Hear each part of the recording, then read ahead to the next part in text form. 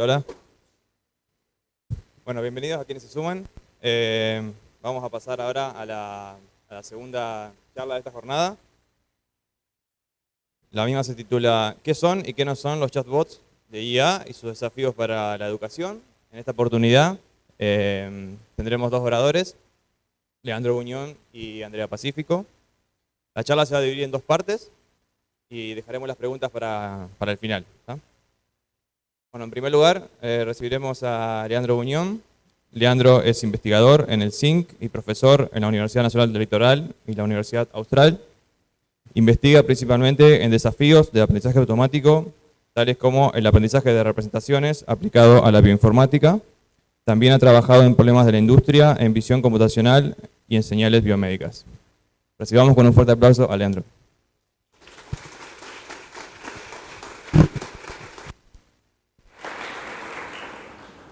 Bueno, buenos días a todos. ¿Se escucha bien ahí? Sí. ¿Sí? Listo. Esto parece la época del Meet, ¿no? Pero bueno. La idea de esta, vamos a dar dos charlas juntas, y la idea es que un poco pensemos en este título, ¿no? Yo voy a hablar un poco de qué es lo que funciona detrás de los chatbots, pero tratemos de pensarlo más bien desde el punto de vista de alumnos y docentes y qué podemos sacar de eso. La idea de los chatbots es tan vieja como la idea de las computadoras prácticamente. De hecho, el test de Turing se basaba en escritos que supuestamente estaban escritos o por una máquina o por una persona, y había un evaluador que tenía que decidir si era lo suficientemente, o sea, si podía distinguir cuál era máquina y cuál era persona o no, y en función de eso se determinaba si el algoritmo era lo suficientemente inteligente. Después surgieron algunas otras versiones, como ELIZA, por ejemplo, es una de las más comunes, las más conocidas, que daba una idea de que había un agente con el que podíamos conversar, era como que simulaba una especie de terapeuta, pero lo cierto es que no entendía realmente qué era lo que estaba pasando, sino que encontraba, era un lenguaje escriturado, digamos, y como que da la ilusión de que hacía una conversación. Por ejemplo, yo le decía, bueno, hoy me siento contento por algo, y me preguntaba, ay, ¿por qué te sentís contento? Como que detectaba solo una palabra y en función de eso trataba de armar una conversación. Y cuando no entendía algo te decía, no sé, ¿cómo te sentís respecto a eso? Como que usabas recursos así como para evitar tener que entender la conversación. Y más recientemente, no sé, en los últimos 10 años tal vez, o 20, surgieron un montón que podrían ser chatbots, pero en realidad son sistemas de asistencia, como por ejemplo, no sé, los de Alexa, el de Google, donde el objetivo en realidad no es conversar, sino intentar adivinar o predecir la intención del usuario. O sea, no sé, mi vieja, por ejemplo, le habla a Google y le dice cómo salió Colón, y en realidad lo que quiere es que le muestre el resultado del partido y nada más, no es que quiere hacer una conversación. Entonces, como que los fines son diferentes. Sobre todo en este último año, como que nos cayó de golpe toda esta tecnología nueva de los chatbots, donde realmente pareciera que están logrando un nivel de comprensión, digamos, del lenguaje mucho, mucho mejor que lo que se venía haciendo. Como ya mencionó Pablo en la charla de ayer, estos modelos están basados en básicamente tratar de aprender el modelo de lenguaje que está de fondo cuando hablamos, cuando escribimos. Y el objetivo es básicamente tratar de predecir cuál va a ser la siguiente palabra en función de un contexto o de lo que veníamos hablando antes. Las primeras arquitecturas neuronales para resolver este problema estaban basadas en redes recurrentes. Bueno, hay un montón de otras versiones antes, pero bueno, voy a empezar por ahí. Donde la idea es que el texto de alguna forma lo partimos en tokens o en palabras que pueden ser sílabas. Y eso se va pasando de a uno por vez a una red que va aprendiendo características de ahí.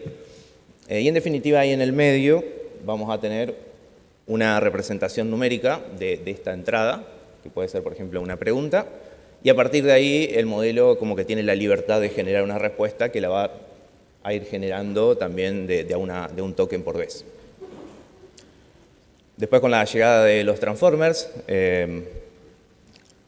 un poco vinieron a resolver bastante cómo representar mejor estos tokens, y sobre todo cómo poder predecirlos de una forma que no sea tan secuencial, así de uno. En este caso, por ejemplo, tenemos el problema un problema de traducción, que era el problema original con el que se planteó la arquitectura esta, donde tenemos la entrada en español y queremos generar la salida en inglés. Y es un esquema, digamos, también de encoder-decoder, donde acá el módulo de la izquierda va a codificar la entrada. En definitiva, vamos a generar un vector de características a partir de esa entrada. Y el módulo de la derecha va a codificar la salida esperada y la va a ir desplazando. Es decir, para el primer instante, digamos, vamos a tener esta entrada y vamos a tener un token especial que nos indica o le indica a la red que tiene que empezar a generar algo. Entonces lo que va a intentar generar en la próxima iteración va a ser este token, que sería la primera palabra de la traducción. Y la ventaja de los transformers con este módulo de Masked Multi-Head Attention lo que permite es que podemos armar básicamente una matriz de todas las iteraciones y hacerlo todo en una sola pasada, ¿no? Es decir, no tenemos que ir prediciendo o ir entrenando de a un token por vez. Entonces, por eso son tan eficientes. Después ya, o sea, esto funcionaba bien para la traducción, pero para generar texto como que no terminaba de andar del todo bien. Las ideas de los primeros GPT, de las arquitecturas. La arquitectura es más o menos la misma idea, ¿no? De usar transformers. Y el primer intento que se hizo fue, bueno, preentrenemos, como bueno, ya mencionó Pablo también, usemos básicamente todo el texto crudo que tenemos, que podemos sacar de Wikipedia, de Archive, de películas, de lo que sea, y básicamente tratar de predecir la palabra siguiente en función de las anteriores, y en definitiva es como armar un modelo de lenguaje crudo, digamos, a partir de esas entradas. Lo que encontraron que esto generaba muy buenas representaciones en las palabras, o sea, muy buenas embeddings de palabras y de textos, pero no era tan bueno para generar texto, como que el texto era medio feo, digamos, si lo podemos caracterizar de alguna forma. Entonces encontraron que agregar varias tareas de pretexto podía mejorar estos resultados. El problema de las tareas de pretexto es que en general son datasets muy chicos. Imagínense que tenemos, por ejemplo, un dataset de preguntas y respuestas en español y después tenemos, no sé, un dataset de no sé qué tan buena es una película en función del review que se hizo o no sé, queremos comparar, por ejemplo, qué tan parecidos son textos de diferentes fuentes. Cada uno de estos datasets es muy pequeño en comparación con ese dataset de preentrenamiento que les mencioné recién.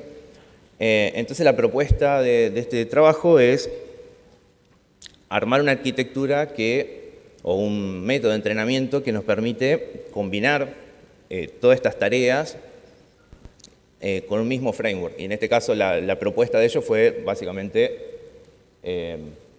hacer como filas de tokens de cosas.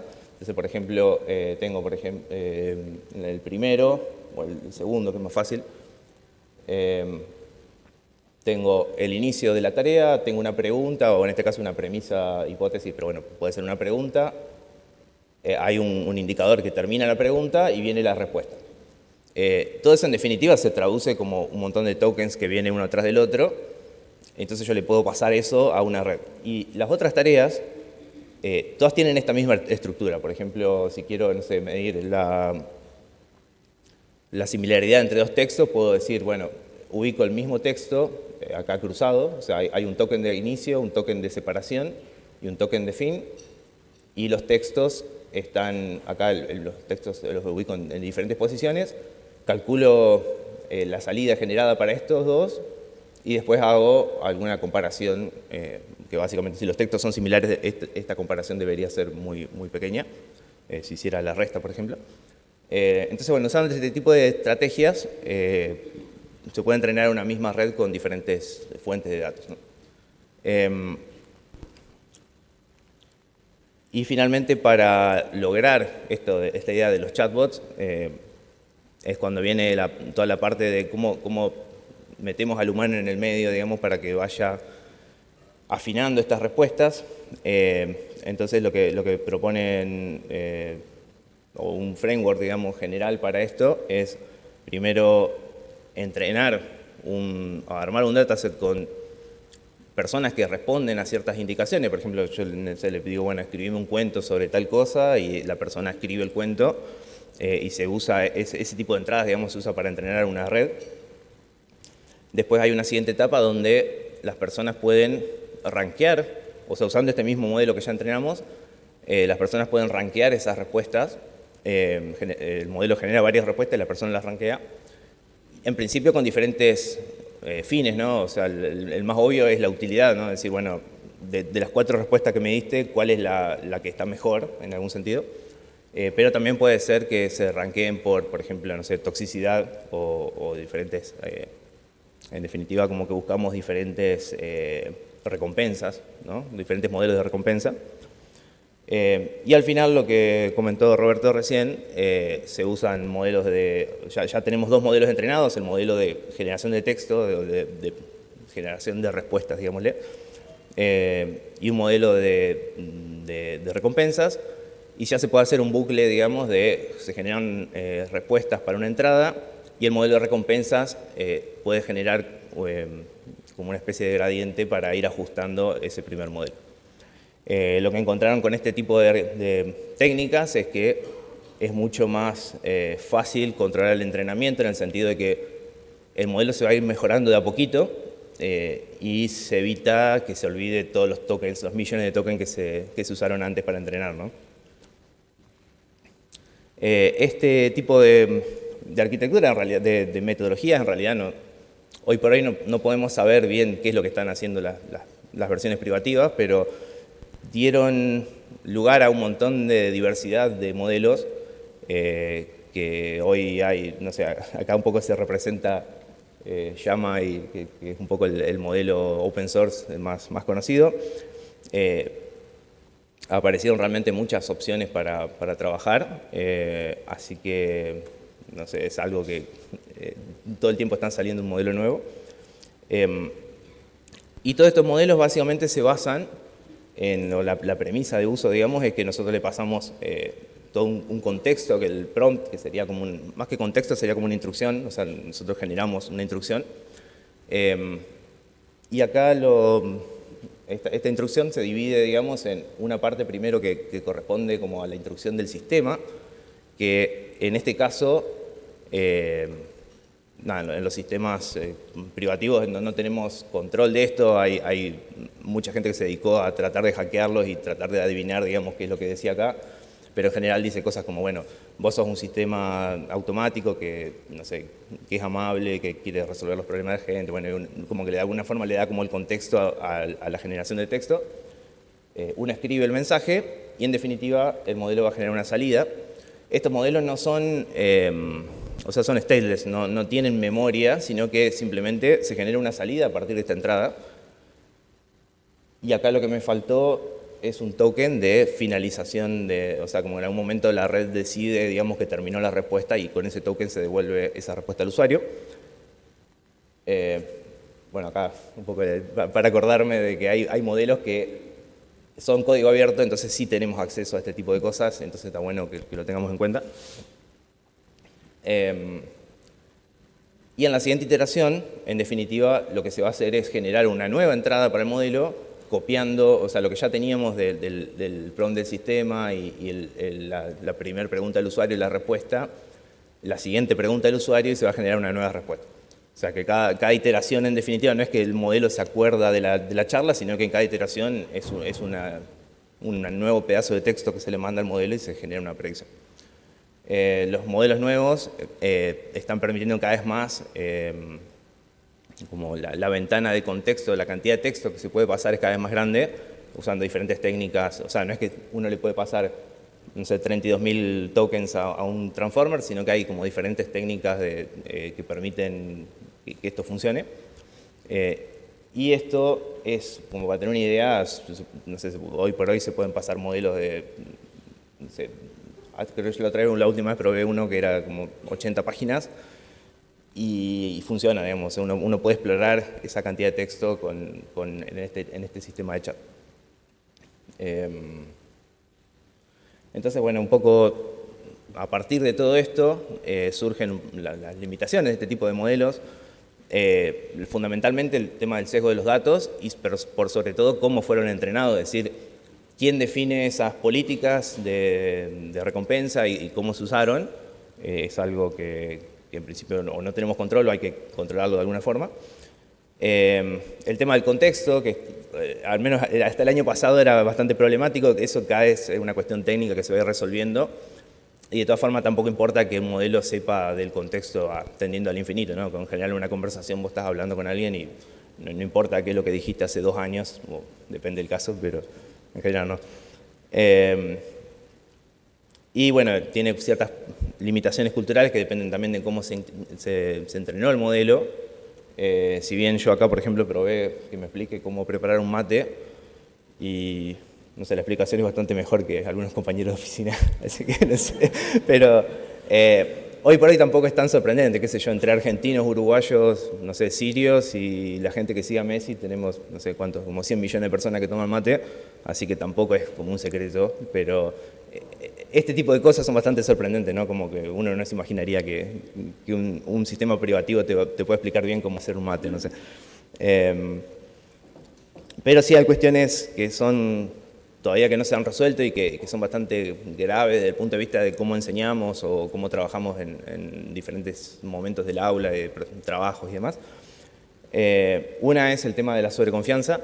En general estos modelos, tal vez como fueron entrenados o por las políticas que se eligieron, tienden más a ser como un alumno que no sabe del tema y por ahí te trata de chamullar la respuesta en vez de decirte no, la verdad que no sé, medio que trata de encontrar la vuelta. Ese tipo de comportamientos por ahí son difíciles de pescar, digamos.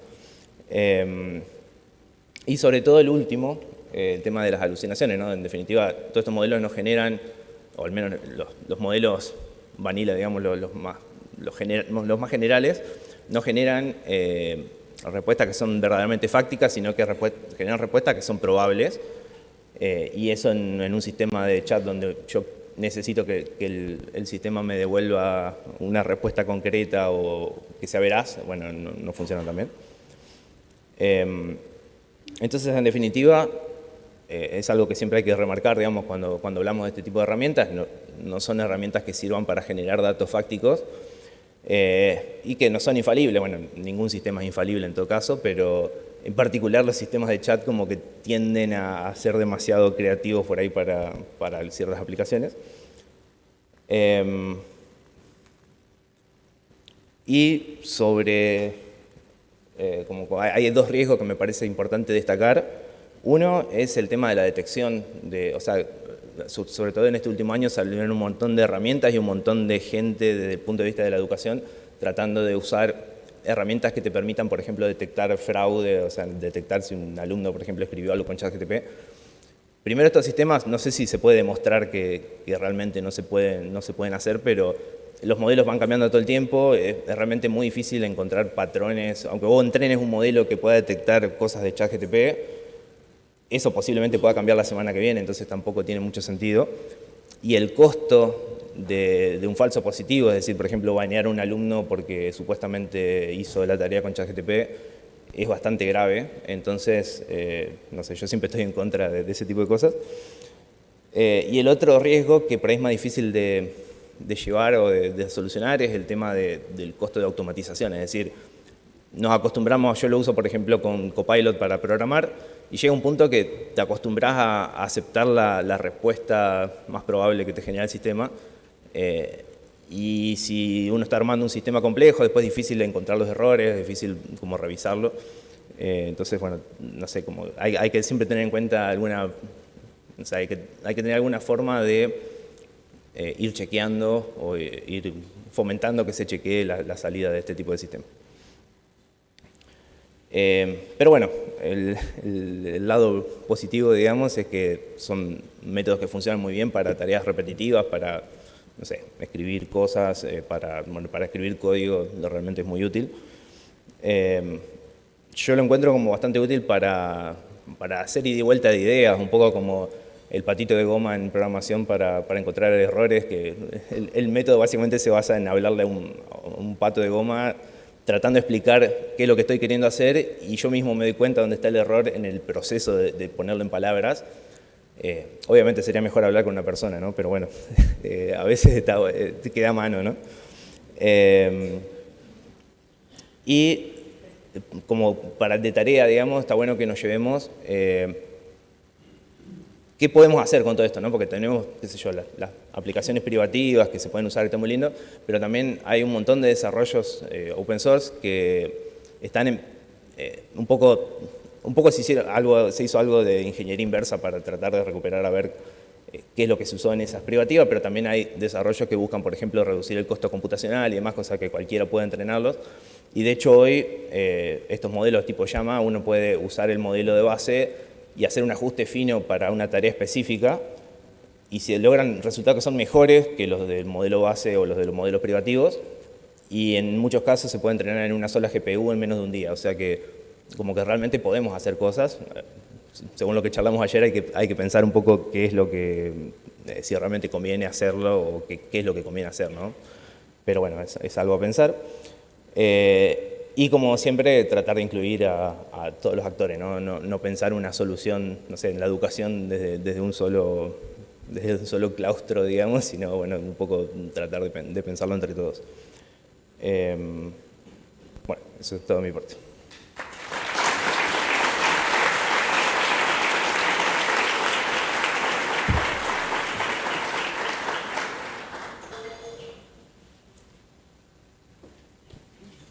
Bueno, gracias Leandro.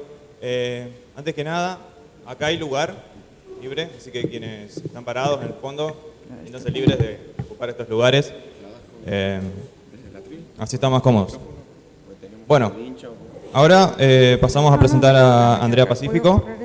Andrea es profesora de filosofía, magíster en didácticas específicas, doctora en educación en ciencias experimentales, secretaria académica de la Facultad de Ciencias Económicas, docente e investigadora. Perfecto. Recibamos con un fuerte aplauso a Andrea.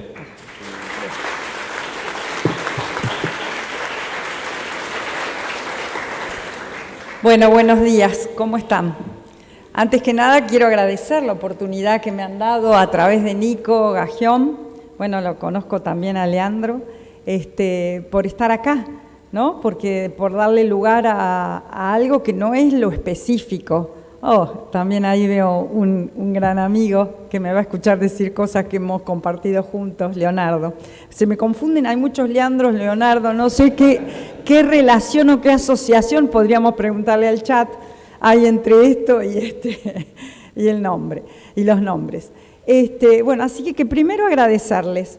Decirles que también pedirles que me tengan un poquito de paciencia, porque quizás por lo que escuché en la charla anterior y lo que contaba Leandro, no es el mismo tipo de discurso el que traigo, así que un poquito de paciencia y después, bueno, lo comentamos. Justamente lo que yo les voy a proponer es una conversación en donde voy a poner a disposición algunas reflexiones, algunas asociaciones, algunas hipótesis. Yo creo que esto recién empieza y que obviamente lo más interesante es justamente esto, que nos hace pensar, que produce un momento de interrupción en lo educativo. Hablo siempre que es mi tema, ¿no es cierto? Es lo educativo, los sistemas educativos desde el inicial hasta los universitarios, las prácticas docentes, las aulas. Por ahí voy llevando mi pensamiento. Entonces, considero que esto, que realmente ha llegado e interrumpe una cotidianeidad, lo pienso desde ese lugar, interrumpe una serie de cristalizaciones que ya teníamos y se suma al momento de pandemia, en donde nos fuimos arrojados de alguna manera a utilizar tecnologías que ya estaban entre nosotros, pero que no solíamos utilizarlas. Y además se suma a que es como un recargado, ¿no es cierto?, de lo que ya teníamos en el Google. Creo que es otra cosa mucho más interesante. Entonces, todo esto es evidente que nos llena de incertidumbres, y esto a los docentes y al mundo siempre. Si uno estudia historia de la ciencia, lo primero que ve que la construcción de ciencia en el modelo predictivo del positivismo tenía un poco que ver con cortar incertidumbres, ¿no? con manejar incertidumbre. Si hay una buena ley que me dice que en determinadas condiciones esto es lo que va a suceder, yo ya me quedo tranquilo porque sé que va a suceder. Y esto baja la incertidumbre. Así que la ciencia misma podría ser considerado como un instrumento que el hombre fue creando para poder controlar la incertidumbre. Siempre que se producen estas cuestiones que sacuden, no nos gustan en lo más mínimo, pero para mí el gran desafío es tener estos espacios, por eso agradezco, ahí lo veo también a Leandro, que no lo había visto, y bueno, y agradezco este espacio para poder pensar juntos. Mi idea es, vuelvo a una conversación en donde vuelvo disponible algunos conceptos, algunas cuestiones. Lo primero es que esto suele traer son posiciones antagónicas, ¿no? Y que tienen que ver, si volvemos a la famosa controversia que ya en los años 60 nos traía Umberto Eco entre apocalípticos e integrados, esta cuestión de, bueno, pareciera que la postura apocalíptica dice, bueno, las tecnologías y los medios de comunicación en realidad son una amenaza para la cultura y la sociedad, ¿no? Esta era un poco la postura. Son tipo una fuerza destructiva que de alguna manera debe ser controlada, y no solo controlada, sino en lo posible rechazada. Y por otro lado tenemos la otra visión en donde se ve que la posición integrada, donde cree que la tecnología y los medios son una parte integral de nuestra cultura y de nuestra sociedad, pueden ser una gran fuente de enriquecimiento cultural, y que en lugar de rechazarlo lo que debemos hacer es aprender a utilizarlos de una manera responsable y ética y crítica. Y yo creo que los que estamos acá, sin duda, estamos pensando en esta segunda postura. En el medio siempre hay convivencias, ¿no es cierto? Porque en el medio hay convivencias, marchas y contramarchas en relación a estas posturas. A veces uno se cree que está en la posición integrada y de pronto toma un examen o propone un trabajo práctico que es justamente casi lo contrario y está en la otra visión. También esto tiene que ver con esta visión deidificada o demoníaca de la ciencia de la que tanto se ha hablado, ¿no? Guillermo Boido, tenemos Palma, que también en torno a la ciencia y a la tecnología, que tienen que ver con pensar a la ciencia en su forma deidificada como el único recurso que soluciona todos los problemas acuciantes del hombre y de la humanidad.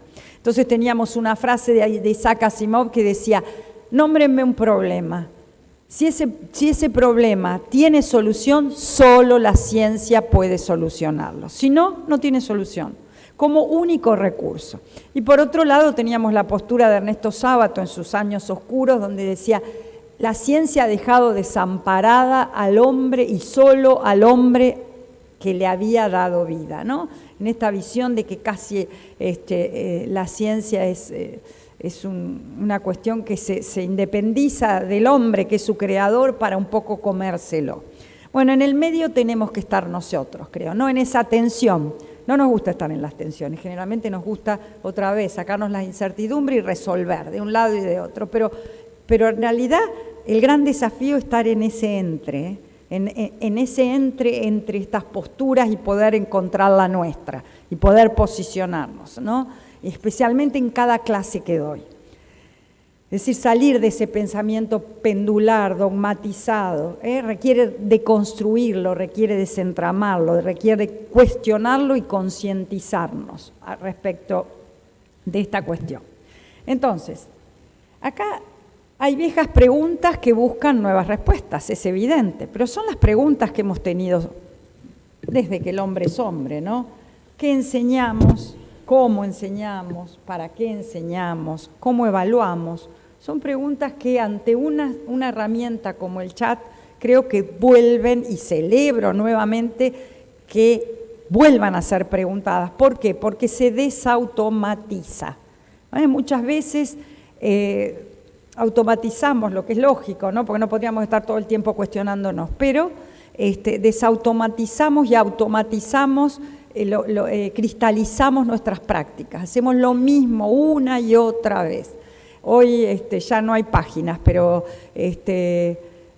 podríamos decir, las páginas se vuelven amarillas, esas páginas que contienen nuestra práctica docente, los mismos ejercicios, 20, 30 años, ¿no? Y se van amarillentando. Bueno, hoy tenemos que salir de ese lugar, tenemos que salir, es evidente.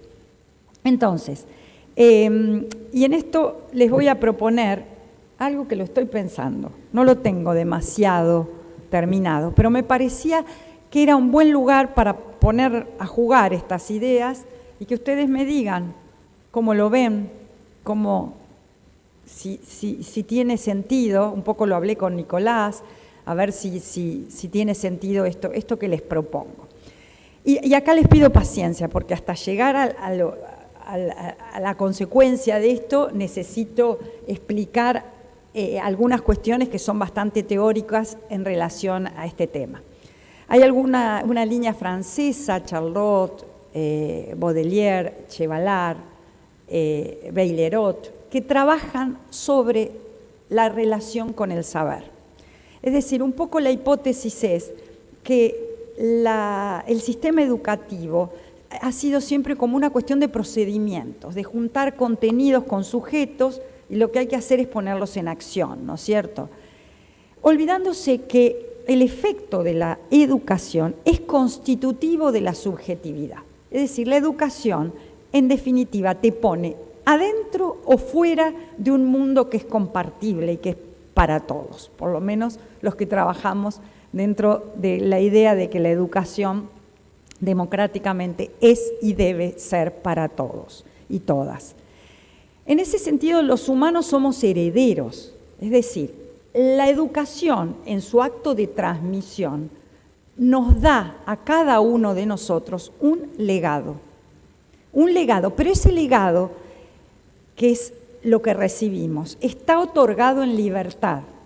Ese sujeto que recibe ese legado en esa transmisión puede hacer con ese legado lo que quiera, ¿sí? Entonces, ese conocimiento disponible que recibimos es lo que nos da la posibilidad de soñar. Por eso está dado en libertad, porque cada uno de nosotros, tal vez en otro tiempo y en otro lugar, y esto lo hablo mucho con los docentes, porque por ahí la idea es esa frustración de que, bueno, yo estoy enseñando, pero pareciera que nada interesa, que nada ocurre, que no tiene efectos. No lo sabemos, porque ahí está la hipótesis de confianza. Yo confío en mi acto educativo, que aquello que estoy transmitiendo en algún otro momento de la vida de esa trayectoria de esos sujetos va a ponerse a jugar, va a tener efectos, va a suceder algo con eso, algo de lo que el propio sujeto que recibe en libertad va a decidir qué hacer con él. Pero lo que como educadores estamos convencidos es que en esa transmisión, en ese legado que estoy otorgando, lo estoy haciendo en libertad y por lo tanto estoy generando una condición para que esos sujetos sueñen, para que tengan la posibilidad de soñar, de armar sus propias vidas, de construirlas, de proyectarse al futuro. Entonces, lo que parece que en esta relación con el saber, que es lo que quiero trabajar con ustedes, lo que parece que está deshilachado, no son los contenidos o no son los saberes que se inscriben en determinados contenidos y que lo que siempre preocupa al sistema educativo. Pareciera que lo que está deshilachado es esa relación con el saber. Es esa cuestión de que los chicos siempre están desanimados, son palabras que escucho mucho en los docentes, donde nada les interesa, Y eso es lo que pareciera que se desvirtuó. Es la posición del sujeto como sujeto que quiere saber. Eso es lo que parece que se ha perdido. Quiero saber. Y cuando digo quiero saber, deseo saber. La relación con el saber está imbrincada con el deseo de conocer el mundo. Cuando yo tengo ese deseo y conozco el mundo, me relaciono con el mundo de una manera distinta.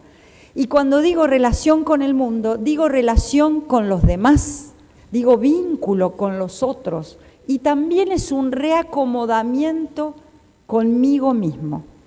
Es decir, en esa relación con el saber, no es solo lo que conozco, determinados contenidos de historia, de matemática, lo que fuese, sino que estoy traccionando y lo que tengo que poner la mirada es en qué relación con el mundo, con los otros y conmigo mismo me posibilita este acto de saber. ¿Se entiende?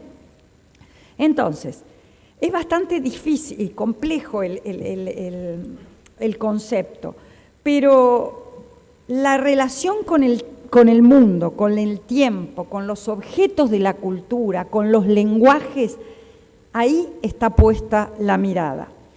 Entonces, la idea es que nazca un deseo de aprender, un deseo de conocerme a mí mismo, un deseo de conocer a los demás y conocer el mundo.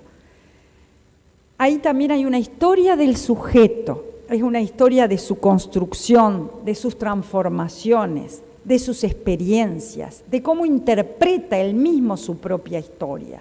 Hay una trama de vínculos que se están poniendo a jugar cada vez que se educa. Por eso hay una frase que a mí me gusta muchísimo, que es de Steiner, que dice, un buen docente es aquel que logra poner, lo puse así, una obsesión en el camino del alumno. Obsesiono al alumno con un conflicto cognitivo, lo muevo, lo movilizo, porque necesitamos esa movilidad para que ese sujeto actúe, para poder saber, aprender, conocer.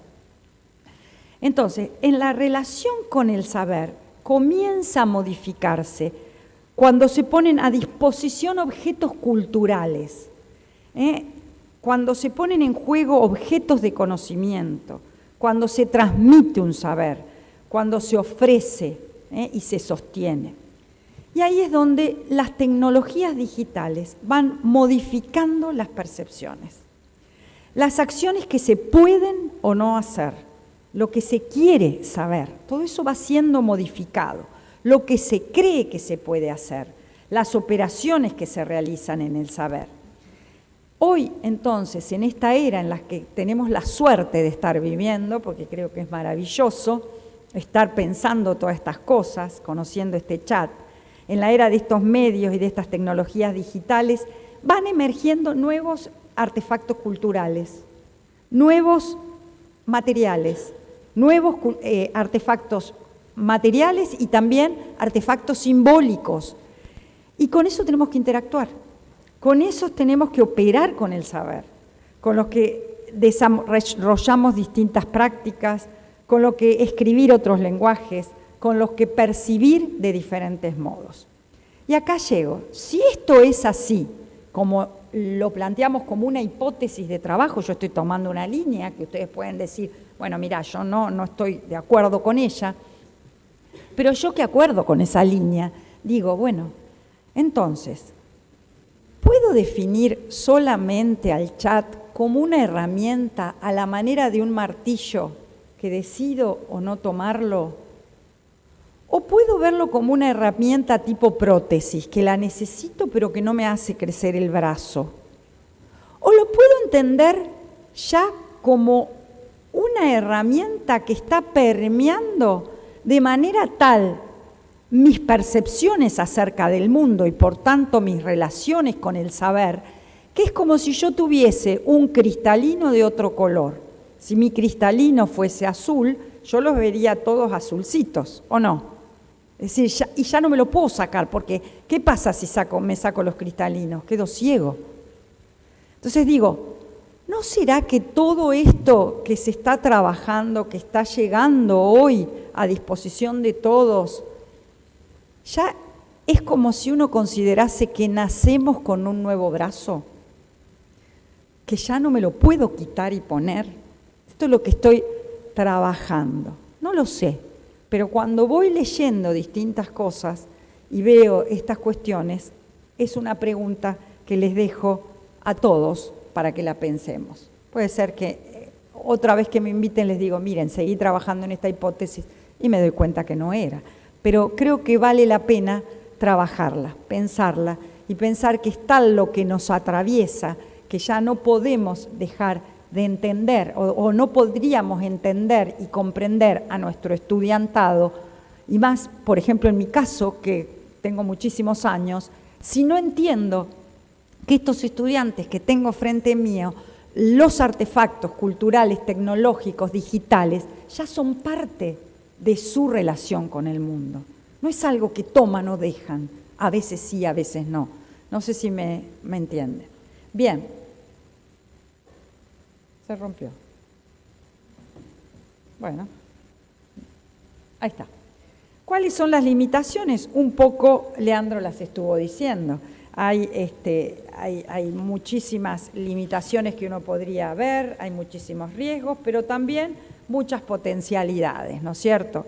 Yo lo que creo que hay que salir a ver, lo que tengo clarísimo es que es evidente que pedirle al chat, pedirle a nuestros estudiantes en una evaluación o que aprendan lo que el chat les da, y yo ya creo que hay que ponerlo en tensión. No tiene mucho sentido. Yo creo que hay que tomar el chat como un excelente asistente para ir más allá de lo que él nos da. ¿Se entiende? Es decir, a ver, trabajar allí en un entre que tenga que ver con otra propuesta, con otras cuestiones, y ahí ya dejo la parte que estaba recién para ir un poco más al campo de la didáctica, ¿no? Entonces tenemos riesgos, tenemos limitaciones, los sesgos, no voy a repetir, de los que habló Leandro, el hecho de que hay cosas que no te sirve, que se equivoca, que si no sabes demasiado, mucho no podés interactuar, pero sí les digo que si ustedes redactan un mail así nomás y se lo dan al chat y le decís, sos el mejor redactor, dámelo formalmente, te hace una redacción espectacular en instantes. Si lo que te hace ahorrar tiempo de trabajo es increíble, y a partir de ahí digo, no tenemos que incorporarlo a la formación de nuestros profesionales, porque no es que van a perder trabajo por el chat, van a perder trabajo por no usar el chat, por no saber utilizarlo y hacer todo mucho más eficiente. Pero obviamente hay que partir de tener esta mirada crítica, de saber lo que le estoy pidiendo, de entender que muchas veces se equivoca, que habla pavadas también, bueno, todo eso que ustedes ya lo saben mejor que yo seguramente. 2 minutos. Bueno, una selfie del chat, no se mató, me dijo estas cosas, que era un rayo, le digo, primero me dijo un martillo no sé cuánto, y le digo, la verdad que no sos nada creativo. Un martillo, bueno, entonces me dijo un rayo, sos disruptivo, bueno, no se mató. Y acá también, yo a él mismo le pregunté cómo, qué actividades educativas pueden ser interesantes para trabajar con mis estudiantes. Y me dio una serie que está interesante, tampoco. Yo les propongo esto más que nada. Para mí el chat en las clases se puede utilizar para contrastar producciones propias con la del chat, es decir, le puse el mail, veo qué distinto es y lo hago analizar a los estudiantes. ¿Por qué es distinto? ¿Qué tuvo de bueno? ¿Qué tuvo de mejor? ¿Por qué me suena mejor lo que el chat me escribió que lo mío? Y lo mío, lo mismo, corregir el chat, también está bueno. Elaborar buenos prompts, esto lo trabajó Lea recién, eso es fundamental. Ahora acá yo trabajaría con los criterios que se ponen en juego para decir que son buenos prompts. Entonces podríamos decir, separo la clase en 4 grupos, cada uno hace sus prompts de respecto a determinado tema, vemos las respuestas del chat, analizamos cuál es la mejor respuesta. Pero ahí tengo que trabajar con mis estudiantes, un saber que se pone en juego, que es qué criterio utilizo para decir esta respuesta es más completa, esta es más profunda, porque trabajó temas que esta no, para eso tengo que saber.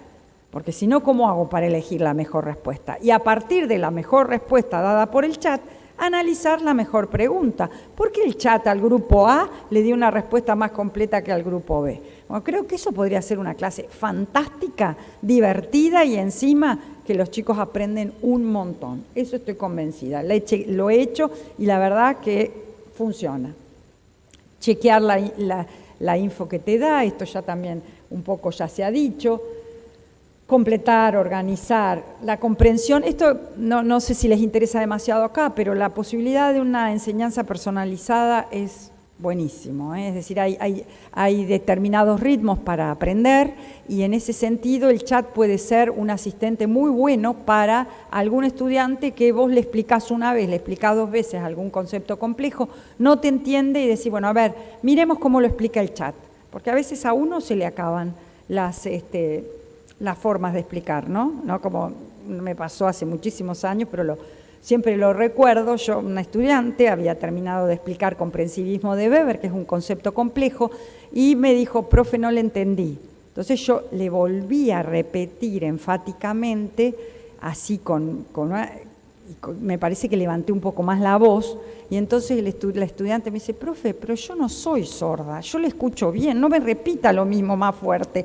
Y dije, qué gran enseñanza, porque sí, los profesores hacemos eso, los miramos fijo y volvemos. Bueno, creo que el chat le podemos pedir a ver cómo explicaría para un estudiante que no sabe nada, comprensivismo de Weber, y de alguna manera nos ayuda también en esta tarea de transmisión.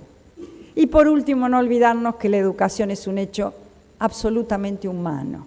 Un buen docente es aquel, como decíamos recién, no solo que pone una obsesión en el camino del alumno, sino que hace que el origen de una persona no sea su condena. Ese es un buen docente, que le importa todo el tiempo que el estudiante aprenda. Y eso es humano, absolutamente humano. El chat me dio esta obra de arte que es magnífica, que está en Roma, que es la Academia de Platón, ¿no? Donde podemos decir ahí hay un alumno con un docente. Están caminando juntos, Platón, Sócrates y Aristóteles en la academia. Y bueno, y es esto, ¿no? Es un encuentro entre subjetividades y hay pura humanidad. Y esto es lo único que nos permite soñar. Y esto es lo único que nos permite, por lo menos en eso digo, la educación como desarrollo humano, desarrollo social, como lugar de encuentro, como lugar de socialización, de valoración.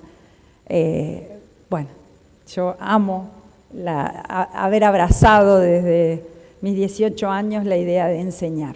Así que no hay nada que me parece que pueda quitar este vínculo entre un docente y un alumno. Todo el contenido es un pretexto. Uno aprende en tanto tiene una mirada de un docente que le está diciendo todo el tiempo, vos podés. Es eso, nada más que eso y nada menos. Y por último, obviamente, un gran poder conlleva una gran responsabilidad, sin duda. Tenemos que regular este uso, sin duda, y tenemos que ser responsables, críticos y no verlo y no asustarnos y no replegarnos. Bueno, espero no haberlos aburrido. Muchísimas gracias.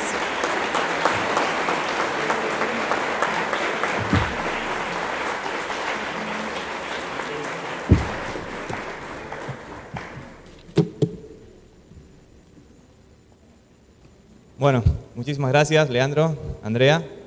Ahora abrimos un espacio de preguntas para quienes estén interesados. Pueden levantar la mano y acercamos el micrófono.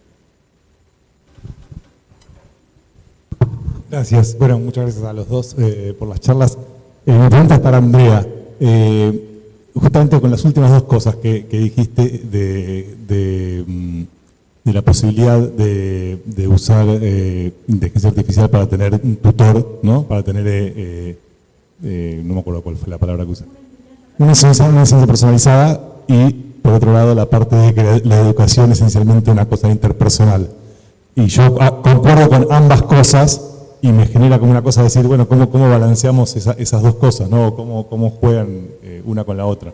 Bien, en este caso yo creo que sentarse con ese estudiante y ver juntos el chat, estar un rato y decirle, bueno, a ver, mira, esto podríamos hacerlo de esta manera, es decir, hay que orientarlos en ese sentido. No es que vos lo vas a dejar solo con el chat, sino que el que le propone esa interacción con el chat sos vos en un encuadre de trabajo claro. Lo que es muy importante es encuadrar, enmarcar para qué sí, para qué no, qué sentido tiene ese uso y cómo podemos juntos regularlos. Si un estudiante, a ver, pongamos un caso, yo sé que yo tengo 500 alumnos por año, doy clase en ciencias económicas, pero sí sabemos que hay algunos estudiantes que se quedan al final, que te esperan. Bueno, sentarme unos minutos y ver con él y intercambiar esto. A ver, fíjate que el chat te puede ayudar, anda mandándome lo que el chat te dice, es esto. Y también ayudarlo a usar, porque el chat, si vos no lo guías, es un bobo. Es decir, el prompt tiene que estar muy bien hecho, muy bien guiado, repreguntado muchas veces, o por lo menos yo no le acierto a veces de primera. Entonces, en esto digo, y nunca desprenderse de esa relación humana, no. Yo creo que no se aprende si no hay esto, ¿no? Gracias. No, de nada.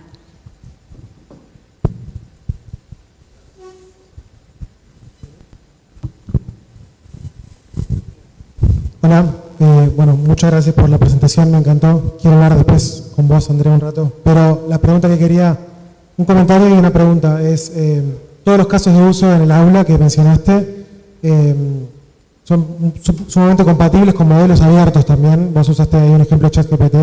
Usemos los modelos que tengamos a mano, obviamente, pero me parece muy importante también, tomando lo que dijo Leandro, de poner en perspectiva los modelos abiertos también, porque me parece que en la educación me parece muy importante. Hablé de Llama, y muchos otros modelos que hay. Te quería preguntar, Andrea, específicamente si tuviste oportunidad de trabajar con modelos abiertos. Otro chat que no sea ChatGPT, digamos. El BAN. BARD.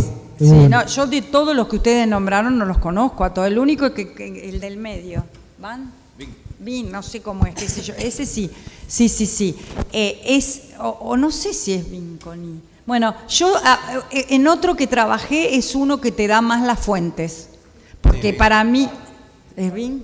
Bing. Es uno que te da las fuentes, porque para mí era un problema, aunque te ayuda para estudiar, para que los chicos aprendan, está bueno que no te dé las fuentes. Porque vos podés decirle, bueno, ¿y por qué tengo que creer yo en lo que me está diciendo? ¿De dónde saca esto? A ver, averigüemos, porque te puede estar mintiendo, te puede estar estafando, te puede estar diciendo cualquier cosa. Bueno, trabajé con ese porque te da más las fuentes, te dice de dónde viene. Pero bueno, creo que vos le hiciste un comentario al respecto donde vos no estás muy de acuerdo, dijiste, con... No estoy de acuerdo con el tema de hay sistemas que te permiten detectar qué contenido se creó con ChatGPT. Ajá. Y bueno, uno puede usar un programa como para encontrar problemas de fraude, entre comillas. Pero bueno, es bastante problemático eso. Claro, ¿no? claro. Bueno, pero tiene un poco que ver con esto en el sentido de que uno está buscando más allá de dónde proviene, cuáles son las fuentes, que si son mentirosas, si son fraudulentas. Pero en ese sentido también depende para qué tendríamos que usar uno u otro. Sí, yo agrego con el tema de open source, una de las limitaciones es que vos tenés que tener una máquina donde puedas correr, si por ejemplo te descargas Llama, lo puedes instalar en cualquier computadora, pero bueno, requiere, no cualquier computadora y hay que prepararlo y probablemente tengas una, no sé si por aula. No sé si hay servicios que sean públicos, digamos, que tengan este tipo de modelos cargados, pero bueno, es un servicio que se podría hacer incluso desde el punto de vista... No debería ser tan difícil armar un servidor en la universidad, por ejemplo, que te permita probar con estas cosas, ¿no?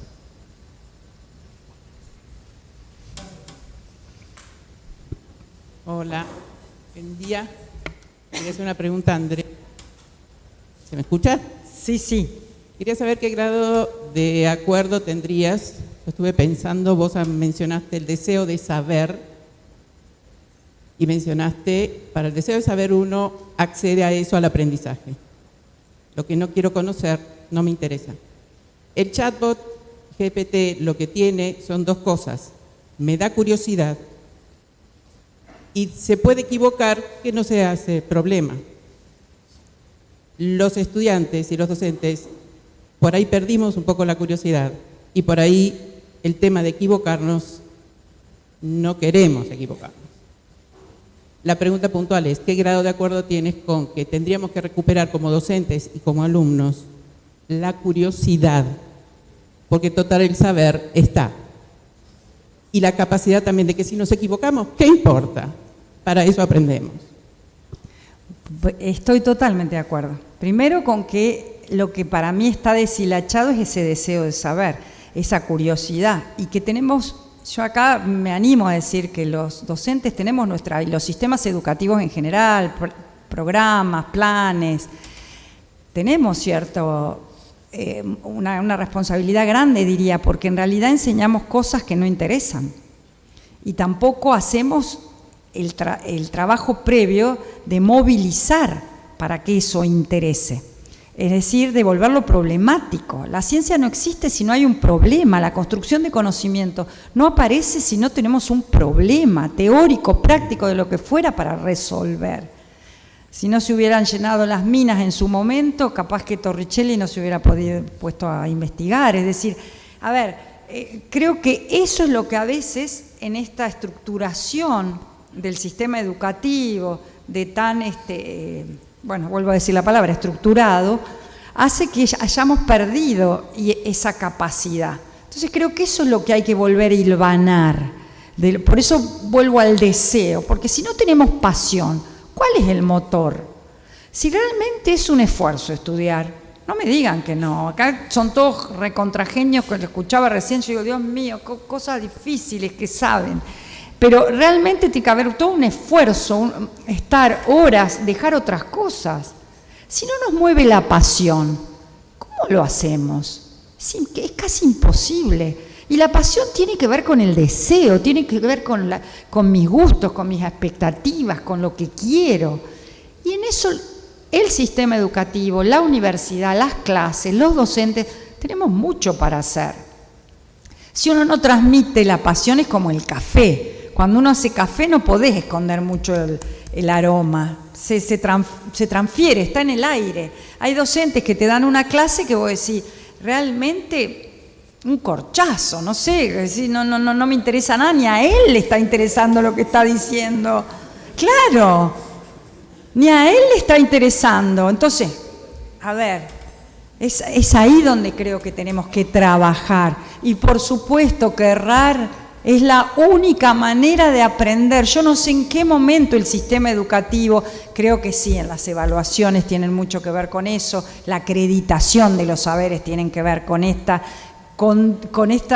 digamos, lugar en el que hemos llegado que parece que equivocarnos hay que esconderlo. Cuando la equivocación y las cosas que nos equivocamos son las cosas que después mejor aprendemos, porque al haber hecho mal ya sabemos cómo hacerlas bien después. Entonces estoy totalmente de acuerdo con vos.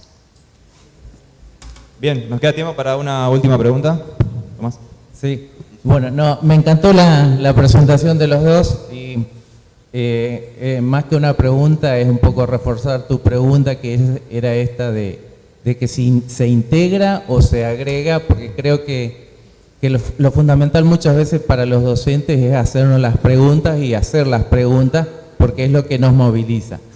Y bueno, y a Leandro era un poco, y también para vos era decir eso, no, a mí me cuesta un montón estudiar, me cuesta un montón preparar mis clases, así que hay mucha gente, muchos genios acá, muy inteligentes, y para Leandro era un poco eso, ¿cómo puedo usar el ChatGPT para preparar una clase sobre un contenido que uno puede por ahí haberlo visto, que es el protocolo de serie, pero que me lo arme más rápidamente, conceptos, definiciones, comparaciones, y bueno, un poco armar la transparencia es más fácil, pero se puede usar para hacer eso, para que lo haga más automático. Entonces vos cuando saltás a otro tema como docente le tirás como que el mismo prompt y te lo automatiza. Una buena pregunta. No, yo no soy muy de usar, por ejemplo, no sé, no me gusta escribir mail generado por ChatGPT, no me gusta generar presentaciones con ChatGPT. O sea, sí lo uso para pelotear ideas por ahí. Tengo que preparar una clase. En general, si tengo que dar una clase, por ejemplo, para la universidad, muchas veces, si es algo más o menos avanzado, o no sé, temas de investigación o cosas así, no me aporta demasiado. Tal vez sí para una clase más básica, por ejemplo, si el procesamiento de imágenes, algo, bueno, ¿qué temas tendría que sí o sí incluir en un curso de procesamiento de imágenes para una tecnicatura de no sé qué que tiene que tener 8 clases? Bueno, me genera un listado y me sirve como para pensar un poco. Después lo termino modificando un montón, pero para ese tipo de cosas me sirve. Pero bueno, hoy por hoy ChatGPT, por ejemplo, está mejorando mucho y ya te permite rescatar conceptos que por ahí esta idea de tengo un concepto difícil de explicar y me pasó una vez en una clase que lo expliqué de una forma y me dijeron no entiendo y le tuve que decir no sé cómo explicarlo de otra forma. y bueno, y ChatGPT en ese sentido está bueno porque te permite como darle vuelta un poco a las cosas o podrías usar, no sé, tengo este concepto, podrías relacionarlo con esta otra explicación y te arma algo que tiene sentido y que vos de última lo puedes verificar si es así o no. Así que para ese tipo de cosas me parece que está bueno. Bueno, gracias. Gracias, Leandro. Gracias, Andrea. Nos pedimos